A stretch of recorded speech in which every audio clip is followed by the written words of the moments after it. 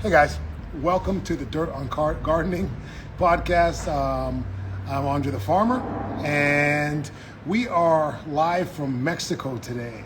And we are just waiting on our co-host to join. One and only chocolate botanist. And here we go. Here we go. What's going on, my man? Hey there, my brother. Good to Good see you. Good to see to you. see you. We overcome a lot of technical difficulties to be able to bring you the show today. I'm in Mexico. We're on StreamYard, so we're on YouTube, Facebook, Instagram, all kinds of platforms. So we've definitely entered the 19th century on this show here today. We did. We have entered all the centuries and we are on all the platforms. So if you're trying to find us on Instagram right now, you check on any one of our pages and we are there. If you're on the U-Tizzle, you can find us there. You got a great auntie that doesn't like social media because she thinks it's stealing her credit card information. Send her to YouTube. Everybody's got YouTube. Everybody has access to the YouTube. Everybody's got YouTube. All What's right. up, So, Lamb Squirt? All right, guys, what's new? What's going on with you? Greg, what's going on with you? What's new? all right. So I saw this interesting video this weekend on TikTok, and I wanted to talk with you guys about it. So, have you ever heard of using okra water to hydrate your garden? All right, great. I'm going to stop you right there, okay? Because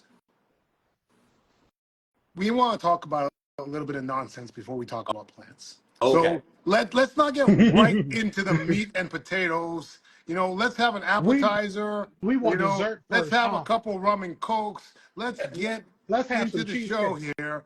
I know you're all about business. Gray is a master gardener. He's all about the gardening. But what's going on with you? What's going on with you? We love to see it. Not much, brother. Actually, you know what? Something is going on with me. Because, I was thinking last night, Mhm. I want to get some more birds out here. I want to get some more chickens. So, I had my bobcat problem, right? Mhm. So I want to work on reinforcing my structure for my birds. And I'm Mhm. thinking about getting some chickens out here. And then I'm thinking about a different kind of bird too. Because there's a guy I Quail? follow on TikTok. Quail? Quail. I'm thinking about quail. I'm thinking about quail too. Wow. I heard quail are easier than chickens. And I've they heard produce it a too. I ton. They're don't know a supposed to be lot about super quail. easy. They're supposed to be low maintenance. You probably got to eat like 15 quail eggs to have a meal. But Peacocks. Peacocks would be nice too, but I don't know if I have enough space for peacocks. They're a bigger you bird. know I what? don't know. Peacocks don't take a lot of room. Here in this neighborhood, here in Mexico, there is a house that has peacocks. Yeah. And they don't have a really big cage. It could be pretty cool what they're doing over there. But Uh-huh. they've had peacocks, and I wonder if hens lay eggs that are edible eggs. Like, oh, I'm sure they're edible eggs, but do they lay eggs at enough of a rate that you could eat peacock eggs? Yeah, I don't know. Hmm. I don't know. Somebody needs Because to ask NBC I that. know a lot of people do ostrich eggs because they do, and they make a very large egg. But again, large bird. Yeah. That's a pretty big thing. Well, all right. Derek, what's going on with you? What's new with you, Derek? What's new with me? I'm glad you asked. I was sitting here thinking to myself, I said, myself said, he said nonsense. So of course you gotta come to me. I had my birthday on Friday, Happy turned a big birthday. 3-5. Thank you. All of you for my birthday. I want you to share this with 2 people, or else every plant you touch is gonna die. And I just had such a ball on that day. I went and bought some plants in Sanford and down to in Durham, bought some house plants, saved this blue. I'm gonna get the name wrong. It's a Java blue something banana. Yeah, I blue can't remember. Java banana. Yeah. There we go, all them words. And oh my God, today I am so excited. It's like a hole. Like it's pretty much a very sad looking plant, but I'm hoping to save it. So I'm feeling good. Nice. Happy birthday, my brother. Happy Thank birthday. you. All right. Priceless Light. Now, there's always one. Now, Priceless Light says peacocks are male, my friend. Yes, we know peacocks are male, but there's peahens as well. So when we say peacocks, we're talking about the birds in general. We're not talking about just a bunch of male peacocks. So Exactly. Pride just passed, but we are representing all genders yes, regardless of we are numbers. talking about Be who peahens. you Yes. are. for Yes. your pride. Amen. But if we just start off talking about peahens, there are a lot of people who would have no idea what we're even talking Exactly. about. I know I So we wouldn't. say peahawks as a term to encompass the entire species, right? Gender Now, Derek, neutral. I gotta Yeah. congratulate you on 35. I feel like 35 is when you're actually a full-grown man. You're like Yeah. Yeah. an adult now. You're an It's adult. official. I know. I didn't think I was gonna make it, y'all, but I did. Because I'm gonna But tell you, at 22, I was not a full grown man. I was still doing some very trust me, childish things. I've I got a was doing 22 year child. old right here, so I understand all about that. Yeah, I'm still, yeah. But anyways, I am here in Mexico, and I just got down here on Friday. This has been my longest vacation of my entire life. I'm gonna be here for 10 days. Ooh. I've never had a 10-day vacation in my life. So I got down here. We haven't been down here in a while, and I do have a Uh-huh. home here, and I have a little bit of a garden here. And when I got back, it was a disaster zone. You cannot leave a garden for 2 months and think anything positive is going to happen. Um, the garden, my soursop tree was lying on the ground when I got home, but it's loaded with soursop. So we've tied it up. You can't really stake in the ground because Mm, it's the ground is all rock. So you can't, okay. it's hard to drive a wooden stake in the ground. I got a metal rod, I got it kind of down there, but we've got it tied to like 3 different structures to hold this tree up. And it's up in the air right now. It's got about 15 soursop on it right now. So I'm super excited about that. Peafowl. Yes, you could say peafowl, but a lot of people aren't going to have any clue what you're saying if you say peafowl and peahen. So we just say peacock, and a lot of people get, hola, amigos. ¿Cómo estás? Hola. Estoy I don't know why I'm trying to act like I speak aprendiendo Spanish. I don't know like español. 3 Lo words. hablo muy bien, pero necesito practicar mucho más. All right. So, guys, we are going to talk today about some gardening myths. And I'll tell you what, it's very easy to fall into these myths because they sound great and you want to believe them. And I'm guilty. I was the original banana water guy. You know, It's his fault. yeah, yeah. All right. So, Greg, give us what you saw on the internet. All right. Let's get started. So I saw this interesting video on TikTok, and a young lady was trying to hydrate her garden. And the claim Mm-hmm. is that the mucilage from okra Ugh. will help you hydrate your garden. Really? Now, have you guys ever heard of this? I mean, I know we've talked about the banana waters and the orange, the onion peel waters and so forth, but have you heard of the okra water? I have not. I've heard of okra. I've heard of using okra water in the garden, and Mm. I can say that because of the consistency of the slime, I don't know. Maybe it retains moisture a little longer because it's slimy. I don't know, And but see, and that's the thing. I think that's the thing where a lot of these myths, where it really comes from. We're taking something from nature and then putting it back in nature. So we said, hey, this should be beneficial, right? But the whole point is you're taking this okra and you're soaking it in water for about 24 to 48 hours, like you would do a compost tea. But the thing about it is, it's not a compost tea. It's like an extraction. And then a lot of times they cover the top so you're getting no aeration in it whatsoever. And so all you're doing is exposing your plants to harmful bacteria. So in theory, it sounds great, but scientifically, there is no credible proof that it's actually beneficial I at feel all. it's the same as the banana water, basically. Right. Basically. Which, for those of you who don't know, banana water does not provide available nutrients in any sort of significant quantities to your plants. Mm-hmm. Mm-hmm. Derek?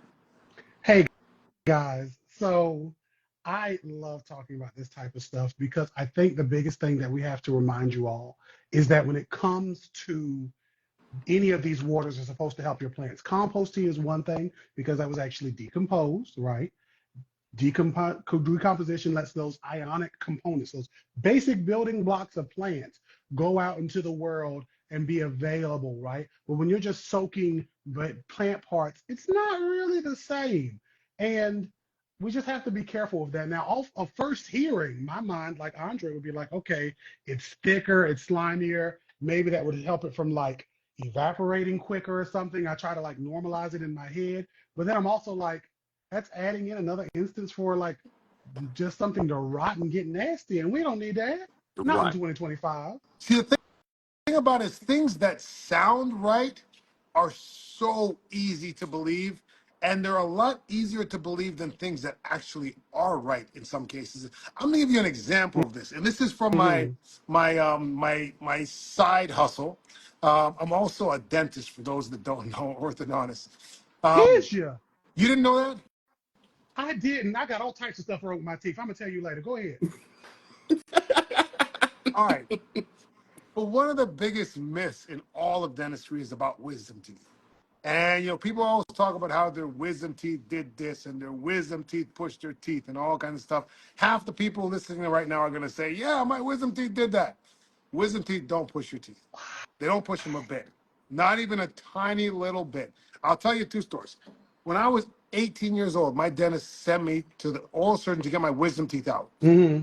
When I got the oral surgeon asked me, "Why do you want to pull these wisdom teeth?" I said, "Well, my dentist said they're going to push my other teeth around." And he looked at the x-ray, said, "Do you think these two teeth are going to push 14 other teeth?" I was like, "Man, I don't know. I'm just doing what the guy told me to do," right? We get to dental school and we learn people get the same amount of shifting with or without wisdom teeth, right? But it's not a comfortable thing to believe because you look at that x-ray and those teeth are sitting there like this. They got to be pushing. They got to be doing something. No, they're just sitting there.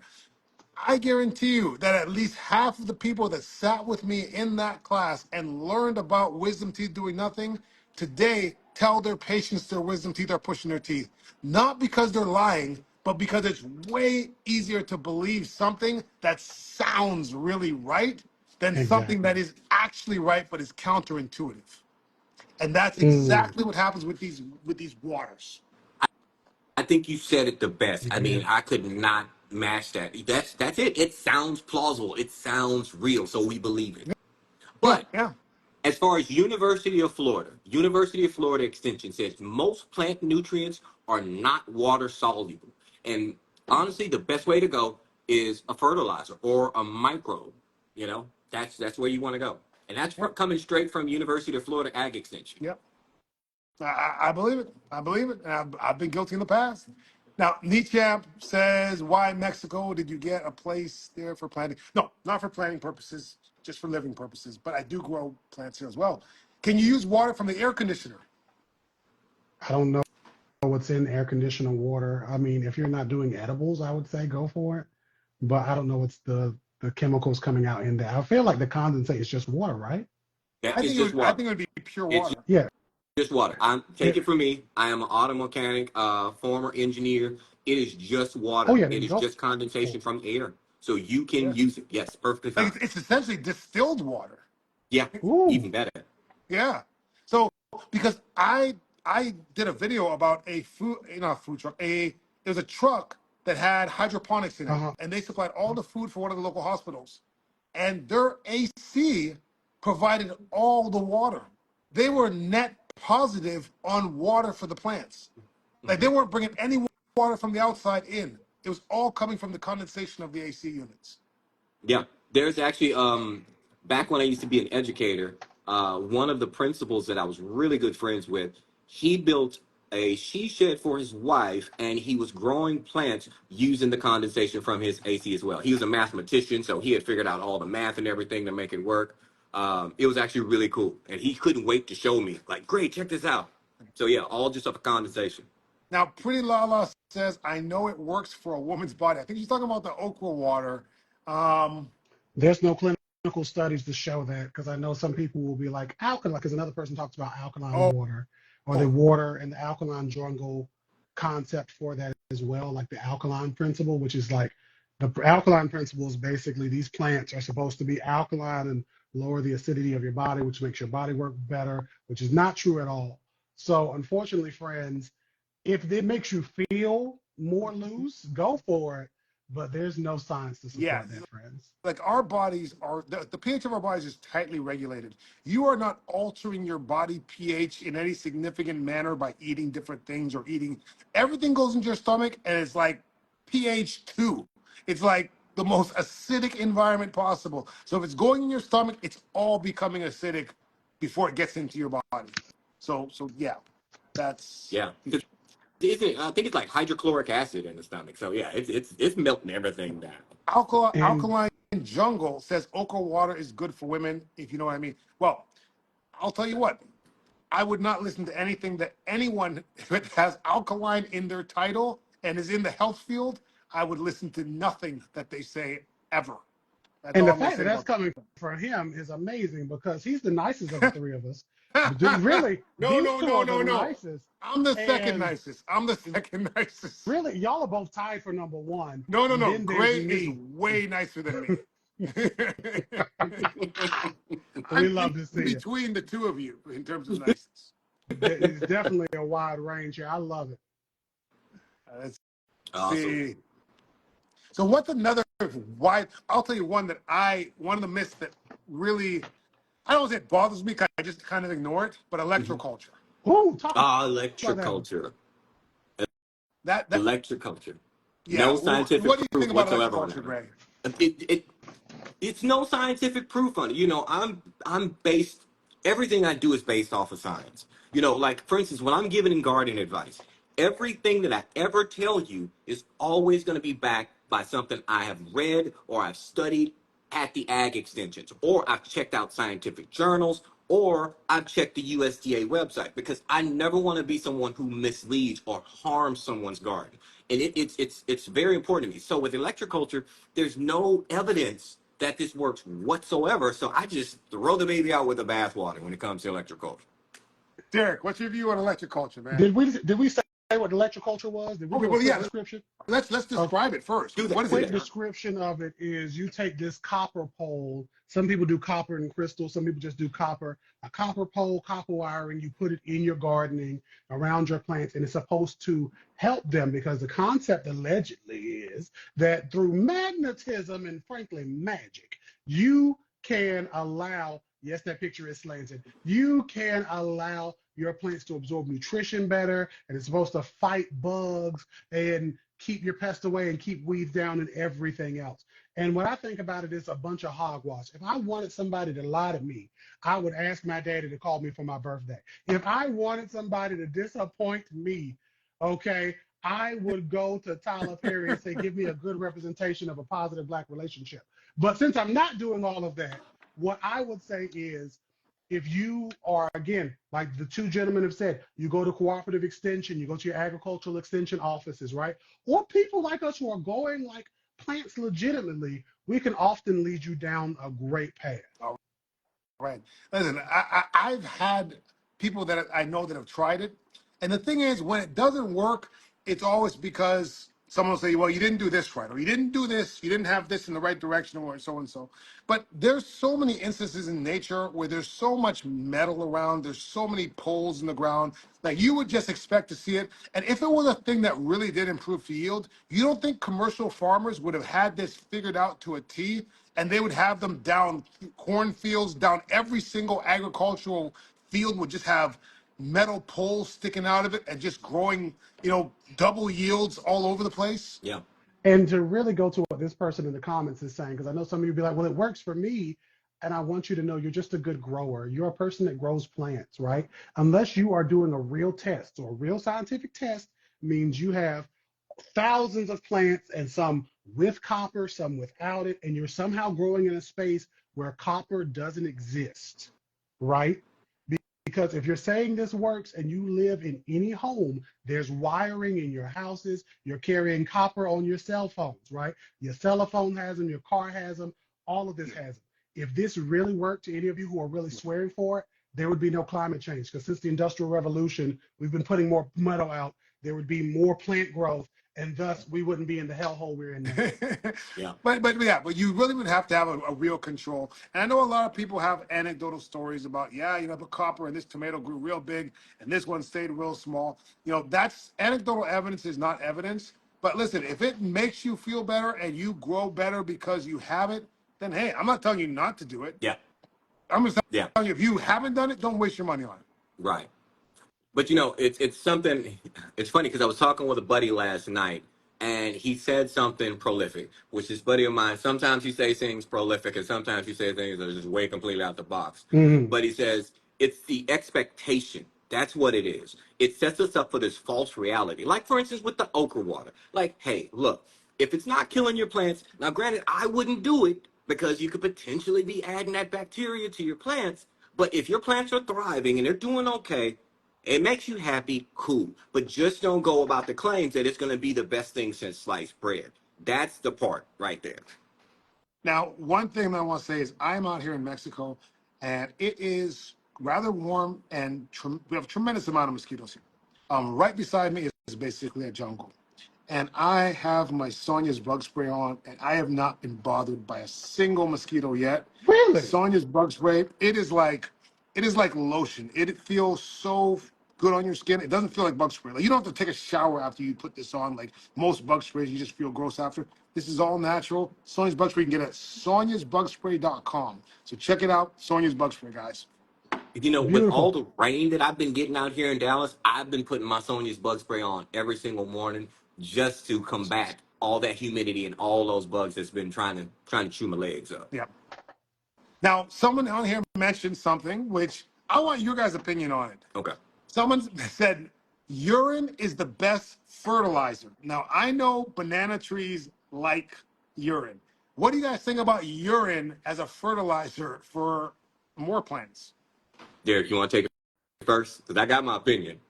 When it comes to the urine, I was reading one of these comments. When it comes to urine, I mean, if I've seen gray water systems where they reutilize like human waste in order to feed a garden.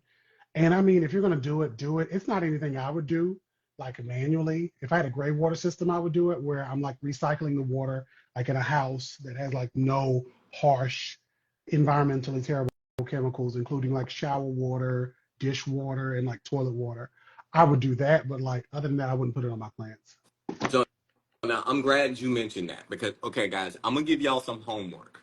It's on YouTube because we're streaming live on YouTube right now. But I want you to go check out a specific channel. Check out Earthships. And you want to check out a gentleman by the name of Mike Reynolds. He has created this housing system where essentially it's a net zero house that the house supplies everything it needs from its electricity, its plants, its water, and so forth.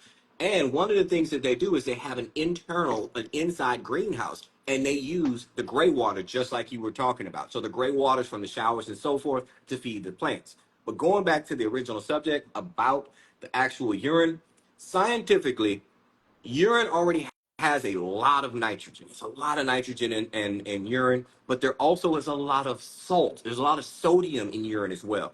So scientifically, you can use it, but I would recommend diluting it. I would do like a 1-to-5 ratio. If you want to use it as a liquid fertilizer, it would work great for your plants. It really would. I just think it's gross, but it will work. I get you. I get you. A lot of people are very uncomfortable with it. Now, knee champs had a follow up question about the wisdom or a comment about wisdom teeth. Yes, um, they don't move teeth, but easy to get infected if they don't come through. No, they're easy to get infected if these are wisdom teeth. They're easy to get infected if they partially come through. If they are completely bony impacted, it's very difficult for them to get infected, and they can stay there your whole lives. If they're partially in and partially out, that's a different story. That's a reason to remove wisdom teeth. I'm not saying never remove wisdom teeth. I'm saying don't remove them because you think they're going to shift your teeth. You need a better reason than that. Clove will Yeah. help any teeth issue. It's like a demo podcast now. Clove will soothe. Clove oil will soothe dental pain if the nerve is exposed, but doesn't solve any issues at all in your mouth. And I three don't want cups to. of coffee says nitrogen, phosphorus, potassium, and micronutrients are all beneficial, and people have been using urine for centuries. Yeah, that's what I'm saying. You're 100% right, and that's backed up by science. You can use it. I just think it's gross. That's just my preference, though. All right. And when we All say right. things are like full of it, we have to remember this is a waste product, so it's not full of something. This is how they get a lot of us with like this plant ag information. Somebody tells you it's full of all these things, and it can't. There's only a finite amount of resources in the world, so it can't be full of them. All right. Jersey Belle says she uses eggshell water. It seems to work. Now, listen, my grandmother used to put eggshells in all her pots all over the house growing up. Tell us the deal. What's the real deal on eggshells?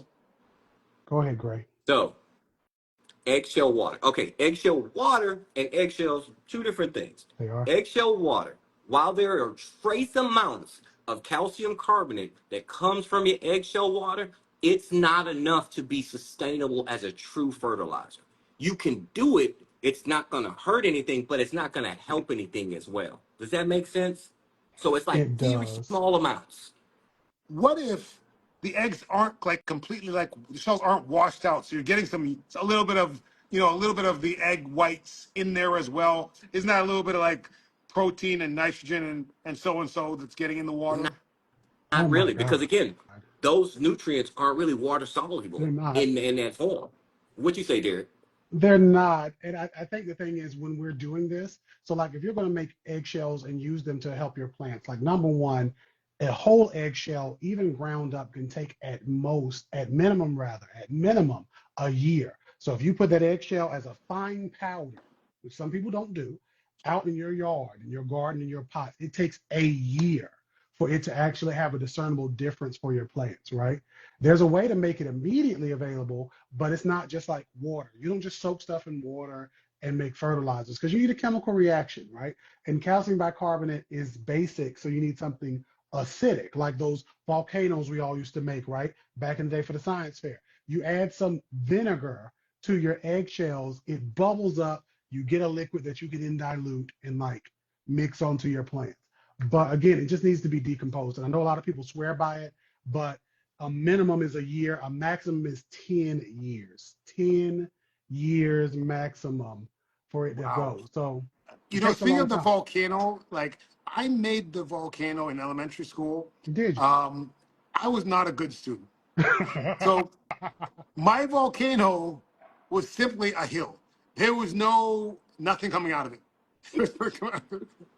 That was my science project. It was a hill. It was a hill. We A love foaming it. hill.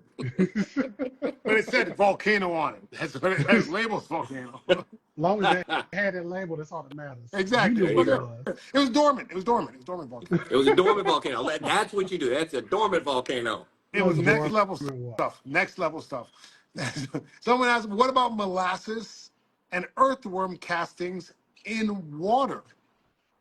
It is a thing you can do, but you have to be careful when you do that. So when you get your earthworm castings, if you're doing vermiculture yourself or you are buying them, there may be some trace amounts, some strains of bacillus and other beneficial bacteria that are in that when you then make a tea out of it and then you feed it with molasses, a sugar source, you can then make a microbial inoculant. This is not going to like add nutrients to your soil, but it would help your soil to more easily break down nutrients and make them available to your plants. But you have to use it like within a week's time, depending on where you're keeping it, because it will go sour and take out all of your plants and make your apartment smell terrible. And then you're like, I can't invite nobody over here because my house smells like whodunit and why. I'm not saying this from personal experience, of course, but if it did happen in the middle of a summer a couple of years ago, you'd be real depressed. And you know what? I feel like if you're going through all these steps, why Mm-hmm. not just make some compost tea?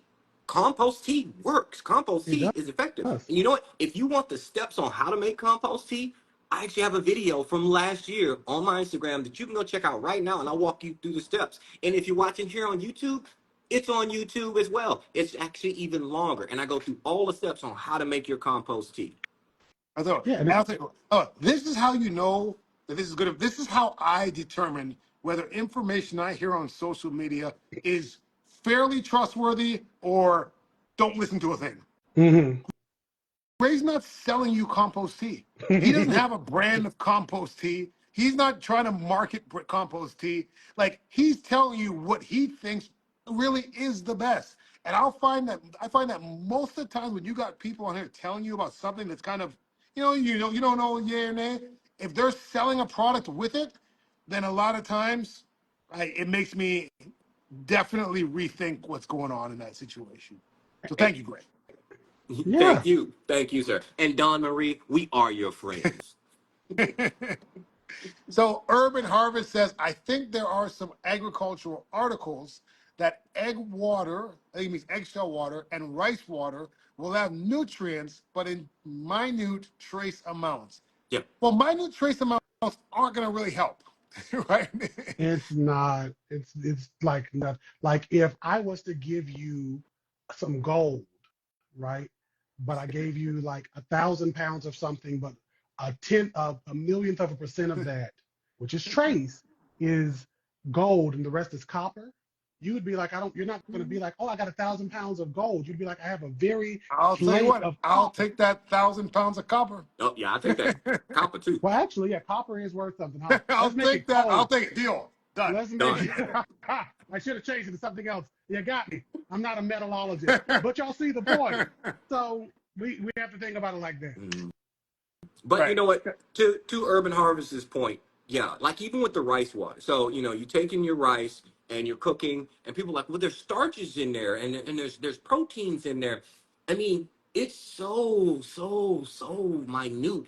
It really is not worth the effort. Now, if you have extra of it and cool it first, and you let that go in your garden, it's fine, but don't expect it to be like a miracle drug that's going to make you have, a lush garden out there, because you still need to fertilize regular. So yeah, using your cow manures, using your chicken manures, rabbit manures, or your commercial fertilizers, it's not the end all be all.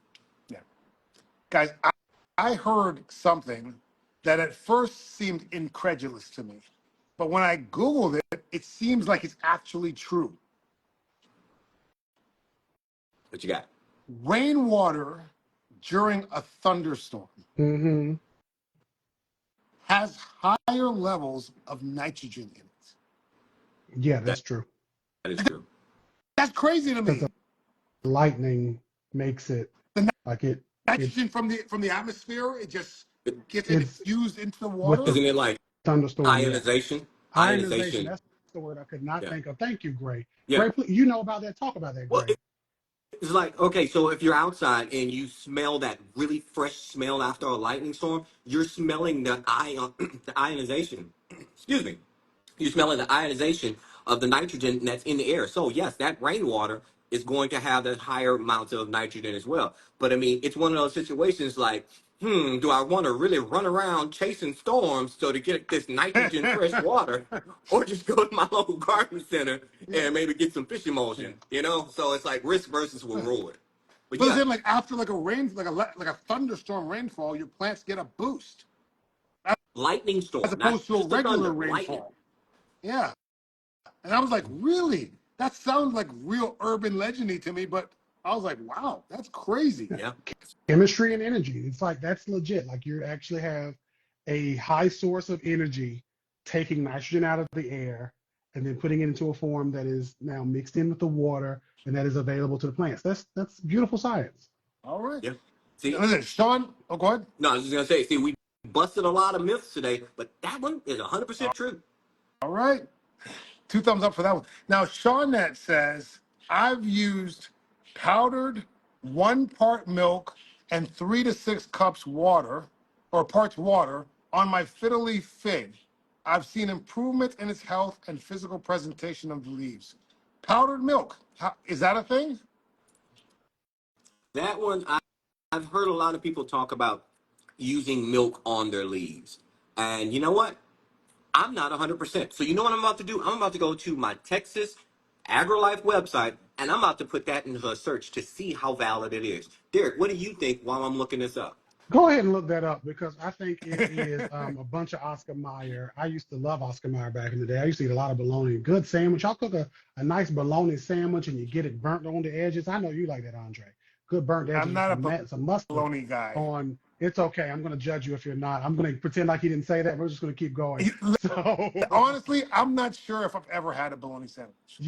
when me and you meet, I haven't had bologna in a long time. It We're gonna doesn't fry look up a good. bologna It sandwich. doesn't look good. You see you're judging it And I'm a already. hot Just go with dog it. guy. I'm a hot dog guy. Like I'll eat some processed It's meats, pretty but much a bologna flat looks. hot dog. It's a flat hot dog. Hot dogs are great. Yeah, it's a flat one. It's just a flat round hot dog. But for powdery mildew, milk can be used to like prevent that. On leaves with powdered milk, I would be worried about again like leaving opportunity for like fungus or something to grow in. I know a lot of people will swear by a lot of these things. But as one person on one of my comments put it, some of us are just now watering our plants more so than we used to. So you're putting the milk in, you've watered it down, you've made this concoction, but you're really just giving your plants water at a more source, and because you're paying attention to them now, because you're paying more attention, because you're trying to see what if this helped your plants or not. You're just more sensitive than you used to be, and that's why it's successful, not the milk madness. All right, so Listen, What is before your it gets, go ahead, okay?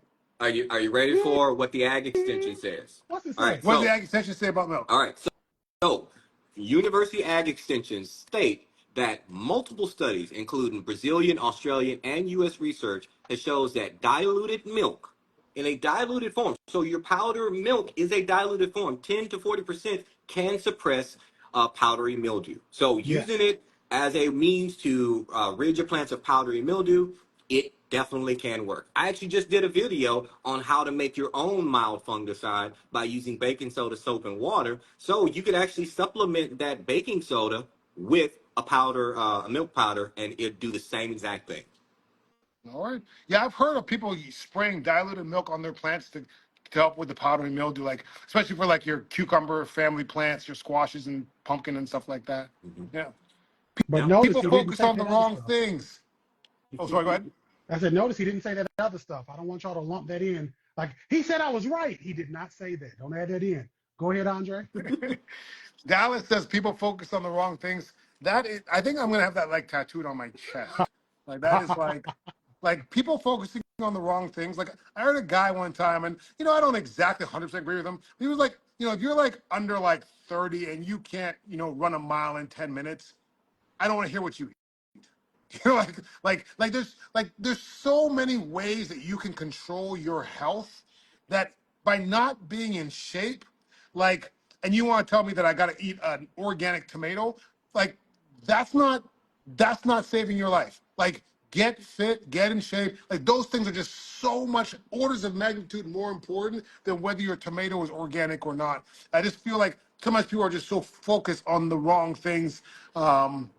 And it just goes all over the place. But Yeah. anyways, It, I guess. it's. I think that's what we do. As that's a part of our human condition, right? We find things to hyper focus on. So some people their hyper focus is only going organic. Some people their hyper focus is I want the best car. I need the best stereo. I need the best tech. Right. Everybody has their hyper focus. Yeah, but you know what? But if your hyper focus is the organic thing, then it's probably because your hyper focus is health, right? Like that's True. what you would think. It's the purpose of it, not just because you like well, maybe you just like organic stuff, but I think you're doing it because you think it's helping your health. Hmm. But there's so many things that are so many orders of magnitude more important to your health than Yeah. that. You know. True. Anyways, so someone here did say, I think they're talking about the electroculture still. They said it works. I have one of those rods.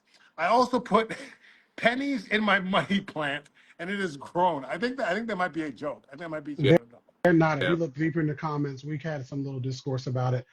I know a lot of you have big feelings, but feelings are not factual, unfortunately. And when it comes to like the true science behind plant grows, we have to be very considerate of that before we're like, but it works for me. Because if I'm like, hey guys, I drink a teaspoon of Vaseline and I have no health problems, you're all not going to go and do that. You're going to look at me like Alice in Wonderland and think Right. I'm nutso, right? Right. It's the same thing. Yeah. Right. And what he's saying may be perfectly true. He may drink a half gallon of Vaseline and he may have no health problems, I but it do. doesn't mean that those two things are related. That's just a Hmm. weird thing he does, and he just happens to have no health problems. Greasy all on the inside. Greasy. But everything's working. All the joints are moving. Good evening, gents. According to Harvard Health, the benefits of alkaline water are negligible at best. The body, as Andre stated, regulates its own pH constantly. Alkaline water is a waste of money. Yes, Show is. Say that great. again, Jesus. And thank you for checking a credible source.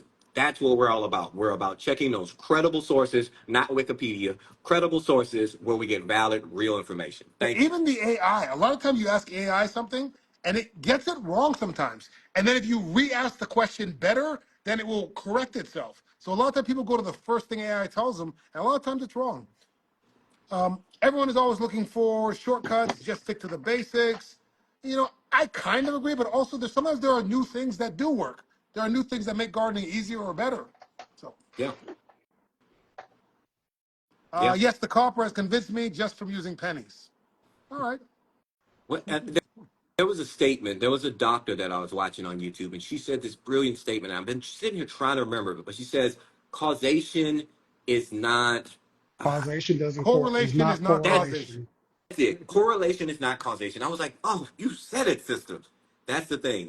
We think that again, anecdotal evidence doesn't really get. But if it makes you feel good, think of it like a placebo effect. If it makes you feel good, I'm not mad at you. Yeah, And yeah. I'm glad they're not. Oh, is the bug spray for kids? Yes, it is for kids. It is all natural. It can be going on anybody. It can go on kids, can go on old people, can go on anybody. We love it. Zinc isn't. Oh, that's you. Has anyone had pawpaw, and does it grow in Central Florida? Have you guys had a pawpaw yet? They are I have delicious. not, but I want to grow a pawpaw. You But can. You I don't can where think you are. that you guys can in Central Florida. Not really, not really Central Florida. I have two trees. They really struggle. We're really just outside the lower growing zone for pawpaw. They're supposed to grow up to about zone 8, maybe the edge of zone 9. I'm in 10A, and it's really a little too hot for pawpaw. I've never seen a pawpaw tree with fruit on it in Central Florida. Yeah. But someone says it grows. Soul says it grows in Central Florida. You might be North Central Florida, maybe, or something. Or maybe that's just a specific variety. You know what? Again, I'm going to mention University of Florida. Even though I'm not in Florida, my extension is Texas A&M. But check with University of Florida. See if they have cultivated a variety of pawpaw that actually can survive your climate. Because you would be amazed how many things your local ag extension is creating just for you to grow in your zone. Yep. Someone said, oh, damn, it just jumps up and down. There was a question here. Ah, I lost it. It's gone. Oh, do plants respond to music vibrations? Does music help your plants grow? In the very technical sense, yes. And this is the superest of technical examples. So tobacco, Nicotiana species, some of them have evolved to be able to produce more nicotine when they detect the sound or feel the vibration of the frequency of hornworms chewing on the leaves, right? So that predation helps. There are some plants that, depending on how the vibrations are, like how strong they are, not just like, oh, the music helps them grow, but the vibrations of it all can help them to get a little bit stronger tissues, like with wind movement and stuff. So it would be more so that some sounds, some frequencies could potentially impact like chemical growth in the plant, but like you singing to them is just you breathing your breath on them, like you just ha ha on them. So yeah. CO2 dose. Texas Question. Oh, go ahead, Turok go said ahead, heavy metal and dubstep. Greg. Now, see, I'm gonna tell you, I do play some Isley Brothers and some Al Green. I'm listening to some Al Green, but that's more for me. So my plants get it, living vicariously through Uh-huh. me. But yeah, because hey, think about it like this: if you're in a good mood and you're taking care of your plants and you're getting all this positive vibes and everything, then yes, of course your plants are going to do better because you are the one giving them the care. It's not so much you talking to them; it's that you're in a good vibe, so you're making sure. Hey, look, your leaves look dusty. Let me wipe these leaves down. And while Al Green is saying something about love and happiness, you know what That's I mean? it. That's it. While you are doing footsteps in the dark and I'm caught up in the rapture, my plants is feeling it. Listen, someone else mentioned they use diluted beer in their plants. What's the deal with that? Is beer a nutrient for your plants? Nothing that the plants can take up. Now, granted, using beer as a pest control measure for slugs and snails, that is work. That works. The yeast will drive your snails and your slugs into the little container where they Right. will drown. Bear But, traps are great. Now, Brown but Babe said it's very gross. Homes have cleaning chemicals. I'm not sure what she referred They to. She were talked about they the were AC they were talking about the condensation. gray water I was talking about. So some gray water systems where they're like all of your water that you use basically goes to your garden. Those people are also using like biodegradable chemicals. So it's not like I would be using, if I had a gray water system, I wouldn't be using like bleach and Tide and Dawn. I would be using a slew of biodegradable Right. natural things to go Although out in my garden. bleach isn't really the dangerous thing that people make it out to be. Like people can like you can literally treat drinking water with bleach They Yeah. do. to actually drink. Like Yeah, you can do that in survival situations. I've seen people do that yeah. before. But I think she may be getting confused gray water with black water. There's a difference. Your black water is going to have that raw sewage in it. Your gray water is just like water from you From washing your hands or your something like that, or kitchen taking a and shower. from your Yeah. sinks, not from your Yeah. toilets then. I think I misspoke with that, so that's probably what they're hearing. So that's my apologies. Okay, what would be a better source of calcium than the eggshells? Get this. I got it. This is something brand new. You go to your big box store, your garden center, you go to the aisle, you say, hey, person, show me where the calcium supplement is, and they give you that. Now, if you are a person who is not financially secure and you're like, okay, Derek, I don't got a lot of money, you go to your Dollar Monkey, right?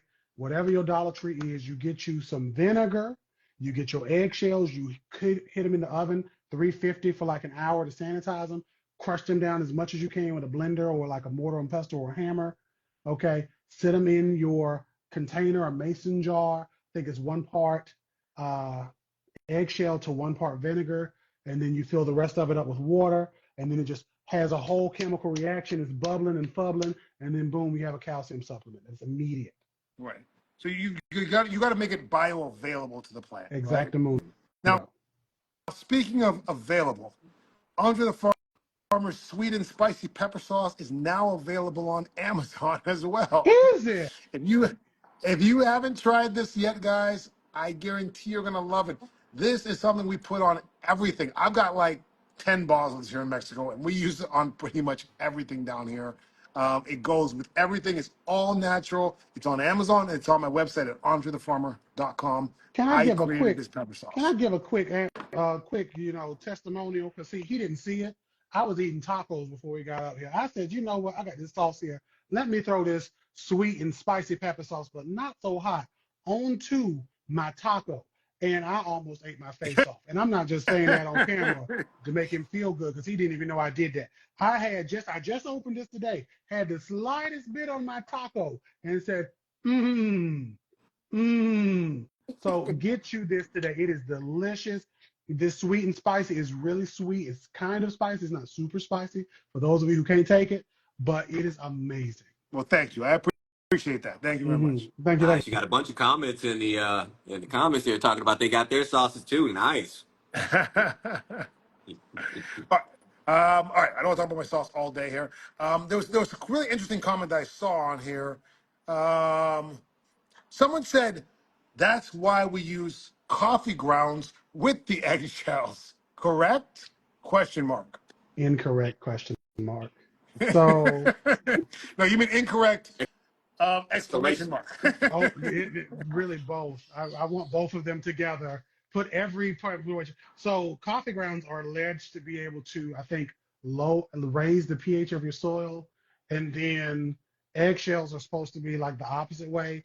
And while coffee grounds are slightly acidic, they don't have like an overall negative or an overall like pH shifting effect on your soil. In addition to, they don't really give the nitrogen like the people say online. I was lied to for years, and I used to spread that lie. I would be like, they got all the coffee grounds. Go to your local coffee store that came from Seattle and spread everywhere and spread these coffee grounds around. And then once I really looked it up, I was like, dang it, they got me too. Very small trace amounts. And that's the thing. It sounds like it should work, right? Again, taking something from nature, putting it back in nature, it sounds like it should work, but it's only very small trace amounts. So if you want to use it to compost with, sure, go for it. Let's go into the landfill. Do it. Compost will smell great, but don't think it's going to be this miracle cure. Okay. Now, someone said, I remember listening to someone talk about getting a beautiful bounty of tomatoes harvested from after planting them over a seed pool. Or what? A seeds pool. They said maybe spelled incorrectly. I'm not sure what that It means. wouldn't be a cesspool. That's Oh, cool. man. Let me look. Yeah. I'm trying to Uh, scroll up because maybe if I see the word, it'll click to me. Because even the guy I was telling you about to go check out, Mike Reynolds and his Earthships, they don't grow anything edible over the black water yeah. pool. Like they will plant plants over it, but these are usually just like your perennial plants or something like that, just to help break down that black matter. But they are not putting edible plants there, only with the gray Yeah. water. I'm not sure what that is. I think Um, it is a Trish says cess too. I live in Georgia and I have azaleas that won't grow. What type of fertilizer can I use? You're gonna need first. You're gonna need to check that pH. If your azaleas are not growing, it's probably due to the soil pH level. So get you a tester and test out that soil to see what it's at. Because azaleas, they like it very acidic. We're talking about like a 4. So check that first. And if you can get the pH right, then your standard, flower fertilizer will work perfectly fine. But it has to have the pH right first so it can take up the nutrients. Okay. I think they meant a cesspool. Like Yeah. I never thought there was an actual thing that was a cesspool. I thought a cesspool just been a real disgusting thing. Is that a real thing? Like there's a cesspool? Uh, Is that a real pool? Like, well, I'm It's a wondering honestly it's if a it's like name a for waste. septic tank. It is. You're both right. It's the words you're saying and a name for a temporary storage of liquid waste and sewage. Now, I think the person later clarified they were talking about leaches, but I'm just gonna hop over that one. okay. Well, I mean, maybe they're a homesteader, because a lot of homesteaders do things like that. So homesteaders will have the composting toilets or so forth. So in my core, I really want to be a homesteader, but I just like having all these Okay. amenities too much Yeah. to do it. But yeah, I think that's what maybe there's somebody who's interested in homesteading. And for that, honestly, you might want to check out some of the homesteading websites and they can give you even more information on how to do that because there's going to Right. be Those more stuff. right. Those composting toilets are pretty cool. Like people are like, because it's fertilizer. Like it's fertilizer needs to be treated and in the proper way so you don't you know unalive yourself with your own food. Facts. So, great. I believe we have one more sponsor that I'd just like to give a quick shout out to. I'm in Mexico and I don't have all my gear here with me. I'm glad you mentioned it because today I was doing some plant maintenance. I had to go through and I had to do some potting. I have this beautiful pink. Let me go get it right quick so I can show you this plant. Derek, And show us what you got. so I have this rectangle because I also did some plant maintenance and I used these on the shears I was using. I made a lot of propagations, more propagations than I had space for propagations. And God bless it, this retain helped me to maintain clean shears. What's that plant you got there, Gray? This is a Chinese evergreen or pink Chinese evergreen or aglaonemia.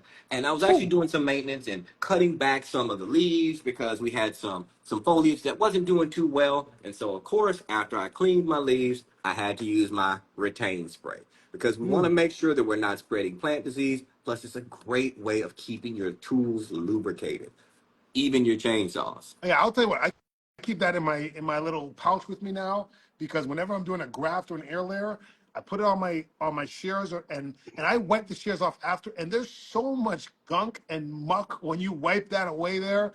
And when you cut and you're doing a graft especially, any little bit of bacteria, well not any little bit, but if there's too much bacteria in there, it's gonna affect the graft union and it's not gonna grow. So And it's plus, definitely mm. help. a great way to keep your blade sharp too. So if you take some of this retain and you put it on your honing stone and you actually use it as a lubricant while you're honing your knife, it's a great way to keep it nice and sharp too because you need to have a sharp blade for grafting, right? Yep, definitely. Definitely. Someone asked, have you seen guys who romanticize farming, take a risk, and try farming, then fail because it's too hard for them? Actually, I have. But I've heard that story a lot of times. This farming is hard, and you're not going to get rich farming, especially small farming. Like, it's a lot of work, and you eat what you kill. Like, if you have a bad harvest, you're not these big farms getting built out by the government. You're on your own. yeah, you know, it's very scary. I mean, I've seen several people fail at it, and I mean, just because someone fails at something, you still have an opportunity to succeed, but it is a challenge, and you have to see if you're willing to accept that challenge. That's why Um, I'm a gardener, not a farmer. exactly. Me too. Hmm. Name's Farmer, but I'm a gardener. So someone needs help. They have teeny tiny gnats in their house plants. How can they solve that problem? We've talked about this before. Give them the rundown. All right, You, Derek, give you them the take rundown. Tell them a how they can do it. heaping, you get these here, mosquito bits or mosquito dunks. I get the bits because they're already broken up. You take a heaping tablespoon of this for every gallon of water. Have your water be warm and tepid. For those of us who have water that has like a higher level of chlorine, I just let my water get really hot and let it sit overnight. So that way all that chlorine evaporates. Add this in the next day, let it sit for another day or so, right? I water all my plants with this continuously, and then I don't have gnats. The gnats I have now are for other reasons I'm not going to disclose, but let's just say, ferments exploded and I didn't realize they were open. So gnats are everywhere. But they're not in my soil because I use this. Also, you can keep the soil not so moist. If you're overwatering and having that moist soil, that's definitely going to be the breeding ground for those gnats as And well. now I'm gonna say something controversial. All right, a lot of the potting mixes that you're getting from your stores, your commercial potting mixes, retain too much moisture. So when we're telling you don't water as much, I mean, really? Now, I'm a little bit of a soil nerd, so I love making my own custom blend. That is my favorite thing to do. I actually just made some Same. this morning. So if you're gonna use some soil from a store, make sure you're adding amendments so you can have that drainage. Add that or inorganic material like your perlite or your vermiculite and so forth, so you can add that drainage, and that will definitely help you out. Because honestly, if you're going by that miracle of a brand and you're putting that in your plant, it's gonna hold on to that water and you're gonna get gnats. It's coming. Yeah. Now, Plantastic made a great point. Not just people that get into farming end up realizing it's too hard. People that are homesteading as well. They think they're going to provide all the food for themselves, and they realize it's not as easy as they thought. Um, yeah, I would definitely agree with that as well, Plantastic. Um, Have you guys ever seen this show called Homestead Rescue? no, I haven't seen that. Watch this show because that is the whole premise of the show. Literally, the gentleman and his two kids, they go out and help homesteaders who are failing because they thought there was just going to be this easy miracle thing, and they are That failing sounds bad. So he goes out sounds and like a helps good them. show, actually. I'm definitely gonna check that out. Now, Enterprise, I think he is targeting me here. He says, "Stop growing pineapples." Now, I really want to know why. Like, I want Enterprise to tell me why I shouldn't. He said I should start with tomatoes, melons, berries, and squash. Why should I stop growing pineapple? I really want to know the answer to this. I hope you're still there. I hope you answer this Oh, I hope question for me. they do too. Hey, man, grow what you love, you know? He How said can you no. succeed against how could they succeed against the hardships they'll face? They're talking Tips about with and farming. perseverance. Thanks for replying, guys. Man, I'll tell you what, farming is so different depending on what you're trying to grow and what you're trying to make a living off of, that every case is so different. There's nothing I can tell you. I've never in my life had to make a living off growing stuff. Yeah, yeah. And What you know about you, what? Gray? I Well, I do. I'm actually a certified nursery. I do grow a lot of ornamental plants and nursery plants to sell to folks. But this is just a supplemental income. I mean, it is not something that is going to pay my mortgage. But going back to that whole perseverance, that's life in general speaking. I mean, if you really think about it, every time you fail, it's not truly a failure unless you just quit. You got to learn from it and carry on. Carry on, my wayward son. All right. We have a serious question here because it says serious question. Okay. Seven dust or diatomaceous earth, when should each be used? Now, I'm gonna say I don't use seven dust. I don't use seven dust because I have used it in the past, and I've been growing over 20 years, and Mm-hmm. I've had what is it called? Dipel? Dermaticulitis. Oh, ooh. I Derm. I had an think you're saying allergic it right. reaction to it, Uh-huh. and since I had a reaction to it, it doesn't go on my garden. Ah. Um, but diatomaceous earth I do use. Okay. Well, I use diatomaceous earth when it's in my raised beds.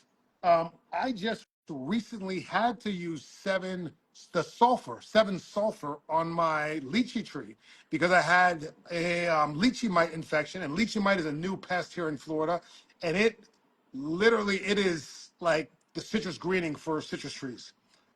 It just it's wiping out the lychee trees here in Florida. Um, so I tried everything. I tried Nemo. I tried insecticidal soap. I tried everything. So eventually, I took all the leaves off the tree, every single leaf, trimmed it down to almost nothing, dusted the whole tree in 7-sulfur, and it's growing back lovely now. I don't see any sign of disease right now. So hopefully that cured it. But that's the first time that I've had to use something stronger than neem oil really in my garden. Mm-hmm. And I've not used 7 Dust, but I've used the 7 Liquid. I no longer use 7 products that unless I make sure they're not like dangerous to bees. But it all just depends on what pest you're dealing with. Depending on the pest, depends on what you can use. Okay. I'm Justin, glad you good said luck on that. your crocus sativa farm. Good Hmm. luck on that. He's starting a farm. That's Okay. awesome. Now, And I'm glad you said about the bees, because I put out a video a while back. A lot of people were like, don't use diatomaceous earth because it affects all insects. This is true. Diatomaceous earth actually dries out the exoskeletons to a lot of your insects. But when I'm using my diatomaceous earth, I'm using it in a very controlled environment, and it's only for specific pests. I'm not just with my diatomaceous earth, and when I'm I making when I sure. see 500 honeybees crawling around in my soil, I will worry about bees and diatomaceous earth. Okay, because what I kept bees for 5 years, and one of the ways that we check for there are something mites is Hmm. you literally have to kill 100 bees. Okay, like one or two bees crawling around in your dirt, if they happen to be there dying, is not affecting a hive in any way at all. But Oh yeah. guys, we're out of time. We're out of Oh, time. I Parting cannot wait. words, Derek. What you got to say? So the person that was asking you about that pineapple said this, and I want to kind of adjust what they said and remix it. When it comes to growing plants, some of us will grow what's trendy, and that's where a lot of people will grow pineapples because they're trendy, they're cool, and you want to have them. And I want you to do that, and I want you to feel good whether that plant passes or not. But just be careful when you are following every which way that people say to grow plants, everything that sounds trendy, everything that looks cool without actually checking it out. And for those of you putting your last minute questions in, you're just gonna have to DM us because we ain't gonna read these questions. I ain't gonna lie to you. We gotta go. What you got, Andre? Well, hey, I wanted to let Gray speak first so I can just close it out. But Gray, Mm-hmm. what do you got to say to people? No, I was gonna say the same thing Derek was saying. Like, look, all these questions, y'all send us these in the comments on the replay, because yeah, we're not answering these right now. We Yeah, gotta like get I going. think guys, get your questions in early on the show. We're here every Monday at 8 p.m. Eastern time. Rain or shine, we're gonna be here. Well, unless I can't be here, but most times we're gonna be here.